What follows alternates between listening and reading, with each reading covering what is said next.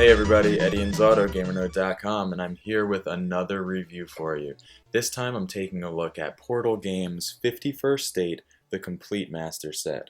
This is a card game designed by Ignacy Trzewiczek, and it's an engine builder. You're going to be playing cards out of your hand to build resources, build locations, take actions in order to score the most points faster than all your opponents.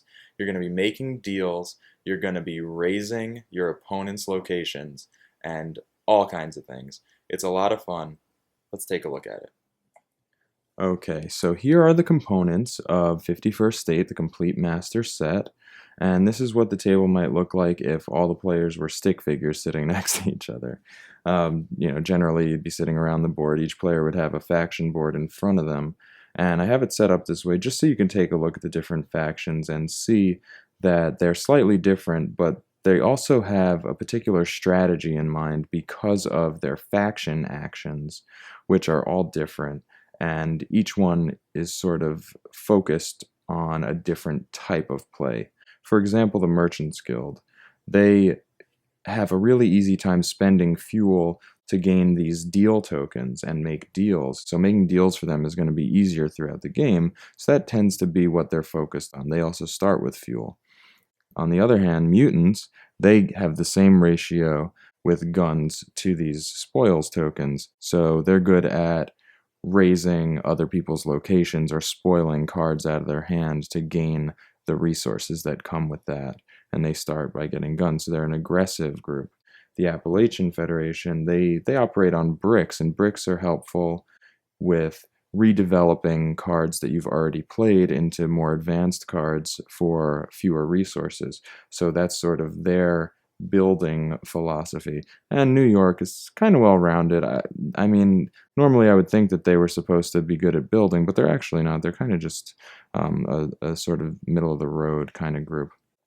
So 51st State is a card game, so cards are going to be the main way that you're actually building your engine. It's made out of the locations that are represented on each of the cards. And you'll have a hand of cards, and each round all the players will be taking turns playing cards that either aid in their production each round, give them sort of passive bonuses or special abilities as features, or maybe they score points, and then there are also the action cards, which allow them to mostly gain points, but also to take specific actions on their turn that have immediate effects. So they might be for trading one resource for another, or trading a resource for contact tokens, or trading workers for a resource or a contact token, or whatever. Or a lot of them are really for scoring points. But so the way the game works is you'll have your hand of cards. Generally, the beginning of the game, you're going to get 4, and then 2 more, because the beginning of each round is what's called the lookout phase. And lookout phase works something like this. Say there are 4 players, and there's a start player token that goes with the game as well. And the first player, the starting player, will take the 4 cards plus 1. So that's 1 for each player plus 1. And they will draft a card out of there. So maybe the merchants are the first player. They take this card.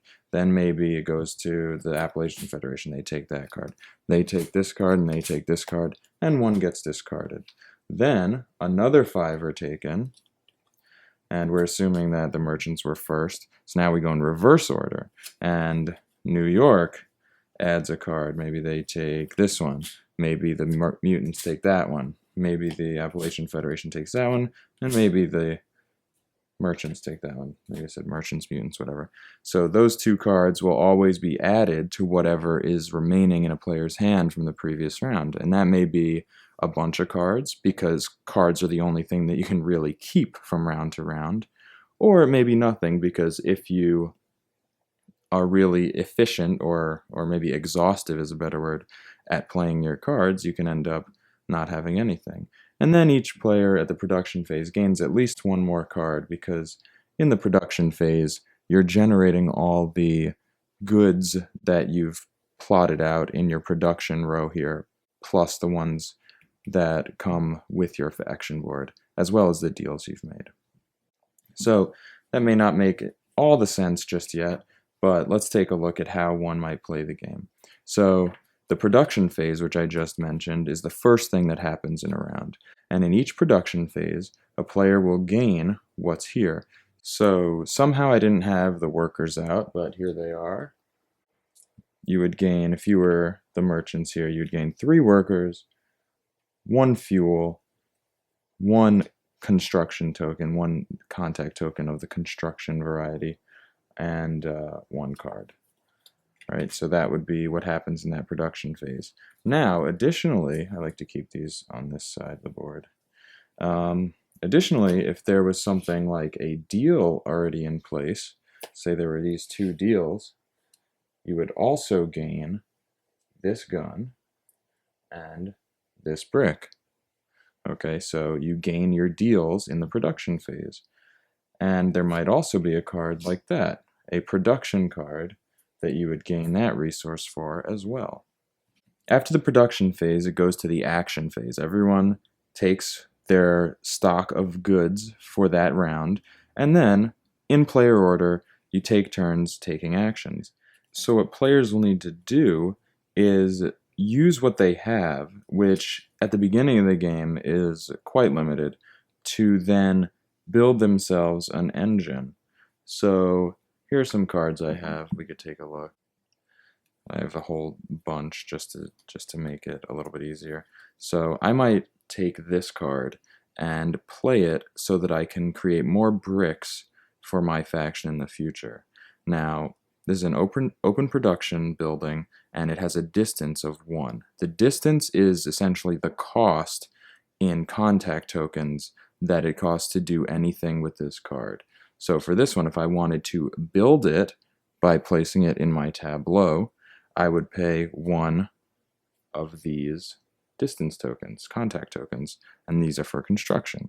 And I would play that right down there. And when I play it, if you remember what it said, it shows 1 brick, so I would make a brick immediately. And say you wanted to get this stuff right there. You didn't want to build it, you wanted to use some of these red contact tokens, which are spoils tokens.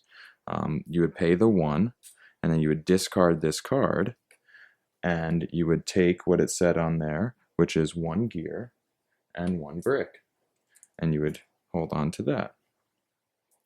Now, if we were looking at this card, this is the black market card, say you didn't want to do either of those things. You wanted to produce, but you only had blue tokens, the deal tokens to spend, and you were being a little more stingy with your gray contact tokens. You would then pay the 2 distance to put it here, and you would pay that, because you're making a deal, you pay that with the blue contact tokens, aka the deal tokens, and it would go right up here, and as we said before, that would help you in your production phase. And you wouldn't take anything upon making the deal, only when doing production. Other cards in the game include features, like this one. So if during production you gain a minimum of 1 gun, you additionally gain 1 spoils token. So if you have this in your feature row, then, for example, when I'm producing this 1 gun, I will also get 1 spoils token as a bonus because I have this feature in my faction area.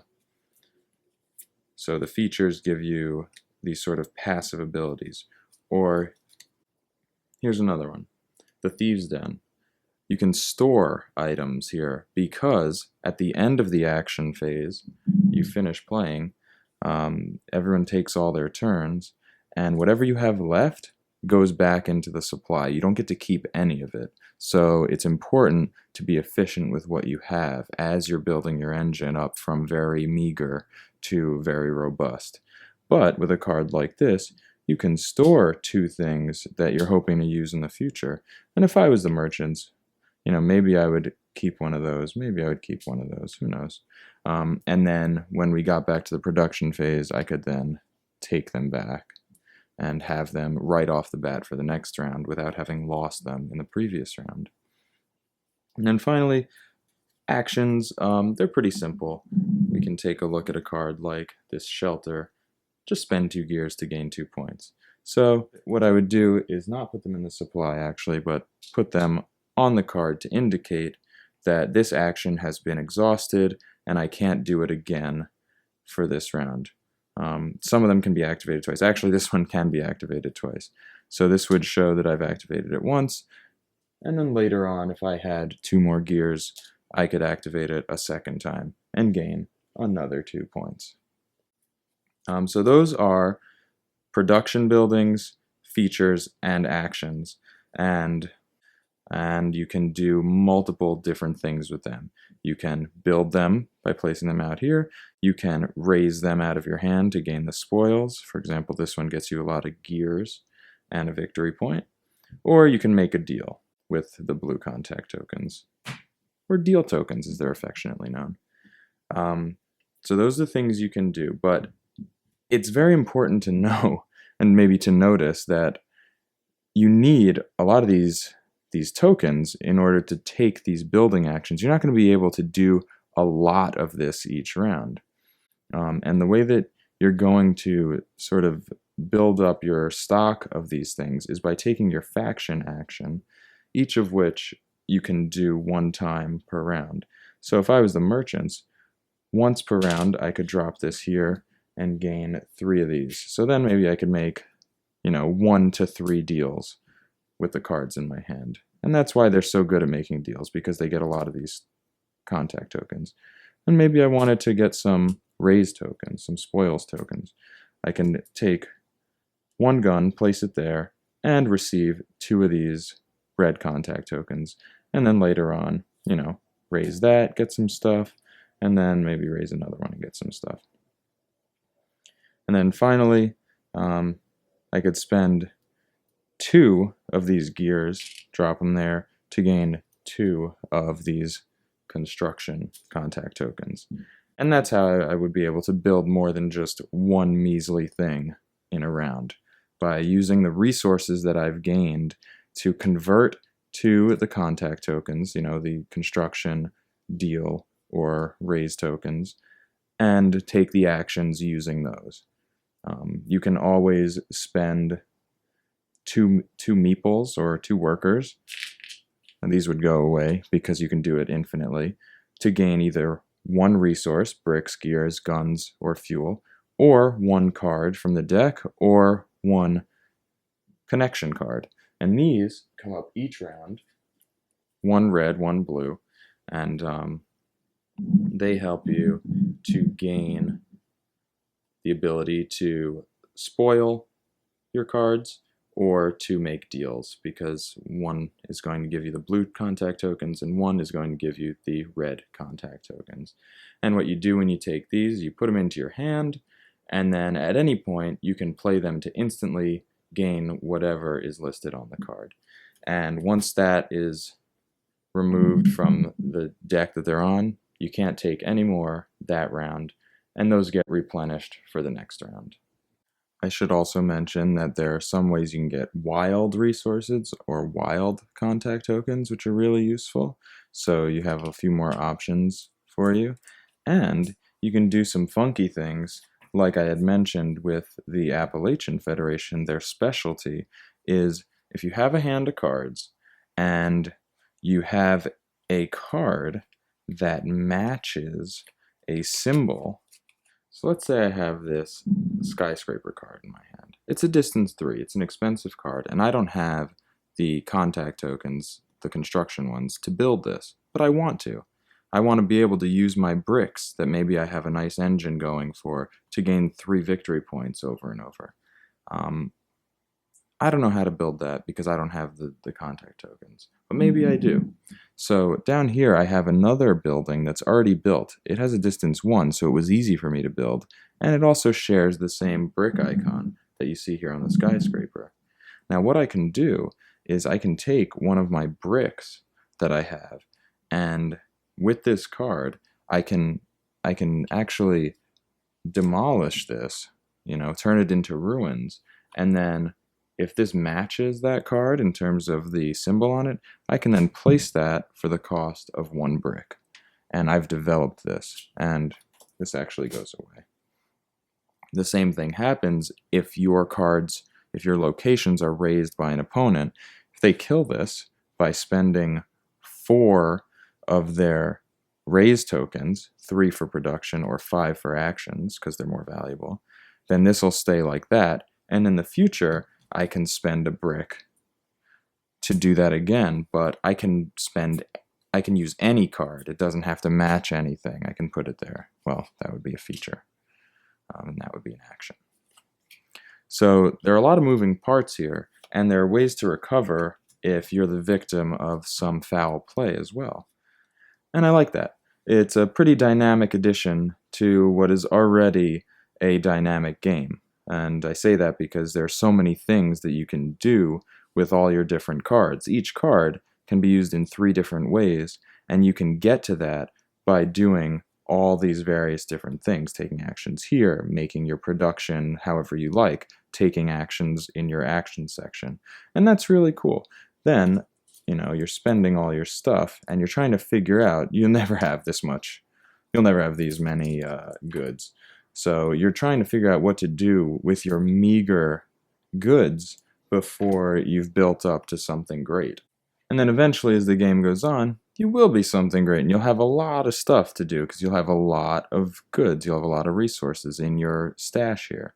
And then the game will go from getting maybe a couple points at a time because you've been building your engine to just blasting ahead on the score track round after round. And it's interesting to see when the game takes that shift because it's really a race. There's no set number of rounds in this game like there were in Imperial Settlers. When one player decides it's time to turn it on from building their engine over to scoring all their points, that's generally how it seems to work out, then everyone has to make sure that they're on the same page and ready to catch up to that player.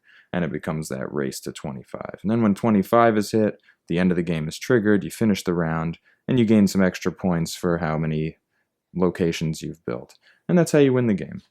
And I have to tell you, it really does feel great when you get in the position that you're able to use the engine you've built to churn out points and be really successful in building one thing into another thing into points. And I really enjoy that because, you go through the beginning of the game, you do what you have to do or what you can do, and then after the action phase, which we talked about as a cleanup phase, you just throw everything away. Everything that's not on a special storage card and everything that is not a card in your hand gets tossed. And then you have to start fresh using just what you have here to restart again. And it's a really interesting way to play a game. And at first it feels a little uncomfortable because you feel kind of handcuffed. But when it comes together, it feels really good. One thing I will say about this game is that in its base form, I feel like there isn't a ton of variety in the cards, and I feel like it can get very lucky. You're shuffling these cards, they're in the deck, and however you draw them, that's what you get, just like any card game. But in this particular game, if you get a particularly bad draw, you can feel like you're kind of screwed, especially if your opponent has been getting all the cards that they need, and they're like, bam, bam, bam, bam, just killing it. And that sucks. I've been on both ends of that, where I was just wrecking house, and my opponent had all the wrong cards, and I've been on the side where I just kept getting the wrong stuff. And there are ways to mitigate that. I said you could spend 2 workers anytime to gain another card, but then again, it's just luck of the draw. Maybe this is a card that I could use to assist in my strategy. Maybe it's not. And that's the thing, is like, you feel like this game is set up to be a strategic game because each faction has a sort of focus and they're strong with one resource and one type of action right off the bat. So you want to focus on that. But then in drawing cards, it becomes tactical and you have to respond to what the game gives you. And you're not all at a baseline to begin with. You're already committed a little bit to one strategy over another. So if you get stuff that goes counter to that, you feel like it's unfair and you've been screwed. Whereas in a game that everyone starts on the same page and you're responding to a fresh game state each time, each round, and you have to take your actions tactically, it's okay because you're not already entrenched in your one strategic plan, and that seems to be a little at odds. I would not recommend playing the game for very long with just the base 51st State deck. Now this game does come with the 51st State cards listed here, and then the Winter cards, as well as the New Era cards. I really like the Winter deck, and I basically keep that shuffled into the deck at all times. They don't recommend shuffling both into the deck at once because that dilutes the actions. And the Winter deck is focused on production and point scoring. The New Era deck is more focused on aggressive actions and deal actions, and it seems a little imbalanced to me toward the Merchants and the Mutants. Whereas the things that come in the Winter deck are generally doable by everyone in sort of an equal way. So yeah, the game is a little bit lucky, but it can be overcome, and it's a fast enough game. You just play it again, and things work out a little bit differently. And every game is different. You play with a different faction, you play a little bit differently, and you experiment with different ways of getting yourself to the 25-point victory condition. And I really like it. I'm a big fan. I wouldn't say it's the best game around, but certainly a good one. And I really like how quickly it sets up. Just dump all the stuff out, deal out some cards, and you're ready to go. And it plays well with 2, 3, and 4. I don't think that the 4-player game has too much analysis paralysis. I don't think turns take too long because you always have your cards. You're always able to look at what you're doing while other players are going. And I think that when you play with 4 players, you have more opportunities to take actions because there's this thing called open production where you can place a worker. If I was the Appalachian Federation, I could place my worker on this Merchant Guild's open production, take the resource listed, and then they get the worker that I just spent. Really cool mechanic. And that becomes more available the more players you play with. But that's not to say that with 2 players it's no good, because with 2 players, the back and forth turn to turn throughout a round is really excellent, and I love the way it plays at 2 as well. So definitely scales well. Great game. I recommend it. 51st State, the complete master set by Portal Games, designed by Ignacy Trzewiczek. Definitely a thumbs up. We're going to give it a 4 out of 5 here at GamerNode, and that is a strong recommendation. I think it's worth it.